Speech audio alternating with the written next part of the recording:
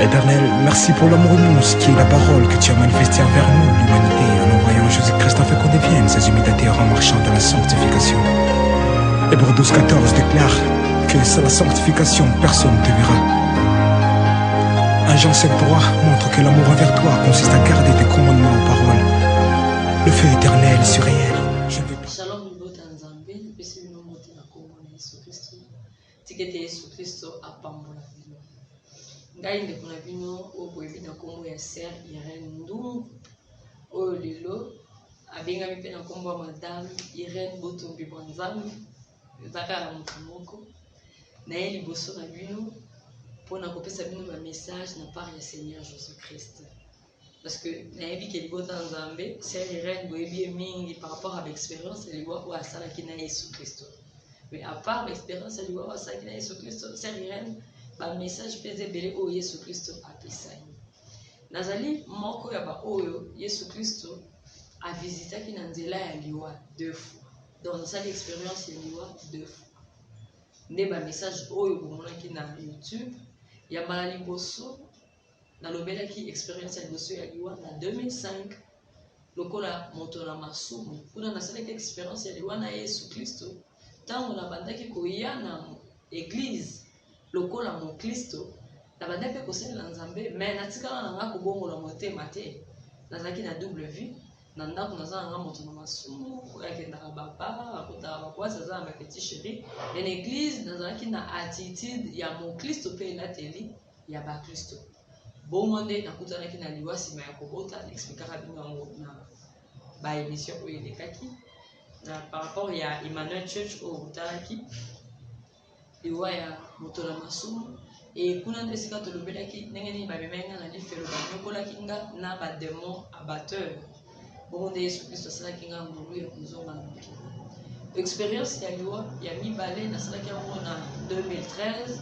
kuna nazalaki mokristo Yesu Kristo amemaki nga na lola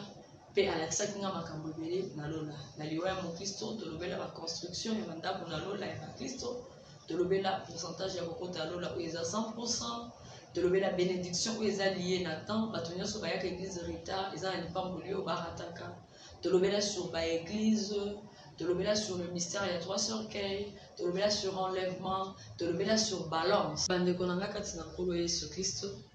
Lelo tozolobela moko ya ba révélation Yesu Kristo apesaki mpona biso nyonso parce que ba message oyo eza ba message Yesu apesa mpona ngai kaka te mais apesa yango mpona biso nyonso mpona libota na ye.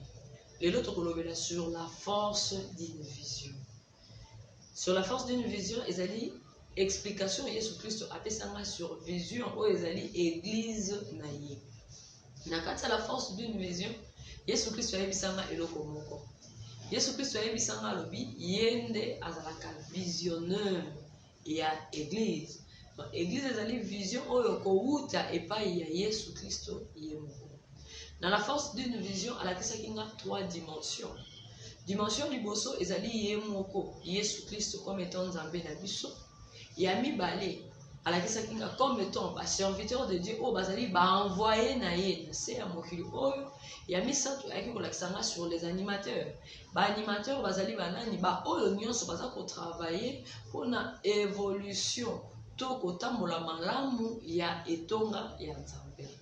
Ba animateurs bazali banani baza ba intercesseur baza ba partenaire ba animateur bazali ba chantre ba animateur bazali ba deko baza na service en protocole bango nyonso wana baza constitué na kati ya vision ya Yesu Kristo. Alors Yesu Kristo alakisi ngai vision na ye lokola ndenge nini alakisa nga libanga ya monene na libanga wana alakisi nga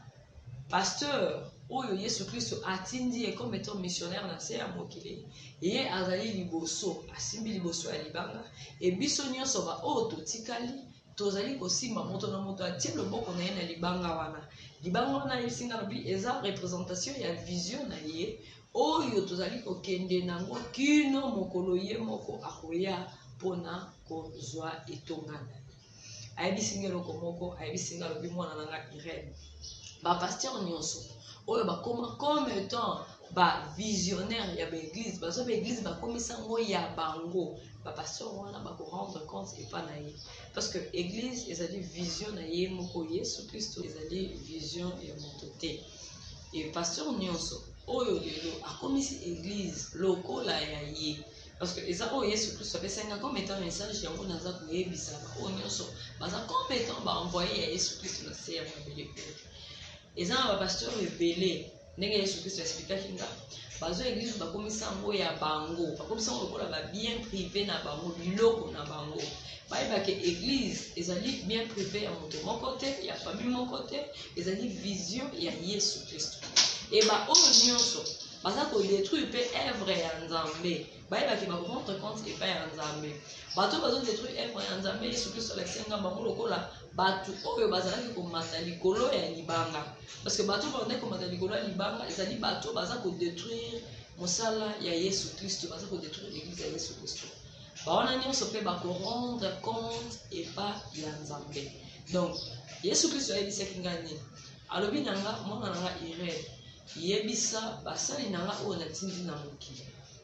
ntango bazali kokamba vision na ngai ntango bazali kokamba vision na ye moko Yesu Kristo esengeli na bango na likambo nyonso bazongaka epai ya Yesu Kristo likambo nyonso bakonsultaka Yesu Kristo alobi na mpona nini ayebisaki nga alobi ke thème wana apesi sur la force d'une vision pour que vision oyo Yesu Kristo apesi yo otravaille nango na se ya moi oyo esengeli na yo osalaka recours ozongaka ntango nyonso epai ya Yesu Kristo quel que soit likambo yo il faut ozonga epai ya Yesu Kristo okoki koconsulte mutu te okoki koconsulte eloko mosusu te lokola Yesu Kristo nde atindaki yo na mokili oyo atindaki yo otravaille na kati ya vision na ye esengeli koconsulte kaka ye moko parce que bapasteur nyonso oyo bakonsultaka Yesu Kristo te mpo na église oyo bango bazali kokamba bawana mpe bakorendre compte epai ya Nzambe Yesu Kristo alobi yebisa bango esengeli bayebaka kozonga mpa na nga na problème nyonso yango omoni alobi mpo vision na bango ezala makasi mpo ke batravaille makasi esengeli bazongaka epai na ye moko Yesu Kristo mpo ye moko Yesu Kristo nde akoresource bango parce que ntango apesi vision azopesa bango mpe provision esengeli bazonga epai ya Yesu Kristo ayebisanga lisusu alobi na nga baoyo nyonso atindi na mokili mpona kotravaille na kati ya vision na ye bapasteur wana nazolobela bapasteur oyo Yesu Kristo atindi bango babature na se ya moi oyo Yesu Kristo apesa bango manda baza mandate ayaki oyebisanga eloko moko ayebisinga alobi ntango abengaki Moïse eza na esika moko soki ozotanga na livre ya Exode okomona Yesu Kristo Nzambe na biso ntango abengaki Moïse ayebisi Moïse alobi zwa loboko na yo kotisa na tolo na Moïse ntango azwaki loboko na ye akotisi abimisi ebimaki lèpre et ayebisaki azongisa lisusu ntango azongisi abimisi loboko ezongaki normal aexplikaki nga esika wana ayebisi nga lobi ntango Moïse akotisaki loboko na kati abimisi loboko na lèpre alobi na nga elingi kolakisa nini elingi kolakisa ke yo moto oyo nga nabengi na mosala na nga ozali moto lokola bato nyonso donc parmi bato oyo nga natindi na mokili bato oyo babotami na mokili nazwi yo na kati na bango oza moto lokola bato nyonso ntango ayebisi Moïse zongisa loboko na na kati Moïse abimisi aye koyebisa nga lobi Moïse abimisaki lèpre ezalaki lisusu te nde kuna ayaki koexplike nga lobi ntango abimisi loboko na lèpre eza te alekisi eke bien sûr ke nabenzi yo na kati na bato lokola bato nyonso tu mais yebaki natie bonzambe na nga kati na yo natie puissance na nga na kati na yo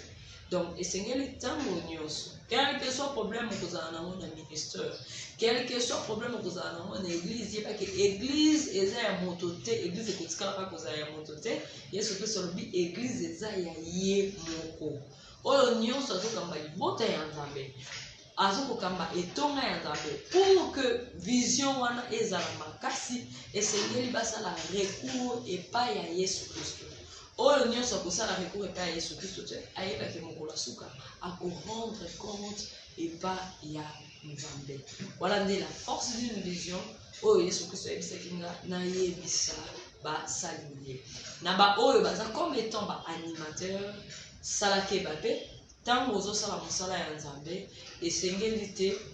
batindikaka yo esengeli te osala ngo na contre cœur yebake yo mpo ozoparticipe na kati ya vision ya Nzambe parce que biso nyonso tokorendre compte na lolenge oyo toza kosala mosala ya nzambe. Alors ntango ozosala ngo na négligence, ntango ozosala ngo na murmure, ntango ozosala ngo mpo na intérêt moko kozela na bapasteur to kozela na kati ya lingomba intérêt moko songolo oyebaki korendre compte epai ya nzambe. Donc na biso nyonso oyo toza kotravaille ezala bapasteur oyo nzambe atindi na mokili amandate bango, ezala baanimateur oyo biso tozali toza na baservice ebele, toza na intercession, toza na bachantre, toza na chorale, biso nyonso esengeli tozela lifuti epai ya nzambe, mais esengeli na biso kocontribue mpe kotravaille na kati ya avancement ya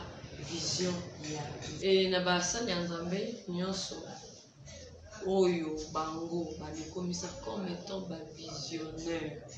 ya église. Alors tant nazolobela likambo ya basali ya nzambe bamekomisi comme étant bavisionnaire na lolenge nini, na lolenge oyo bapasteur, baapôtre, baévangéliste, bato nyonso tu nzambe apesi bango manda ya kobature bazwi mosala ya nzambe vision ya Yesu Kristo bakomisi yango comme étant babien privé na bango. Yesu Kristo alobaki base repentir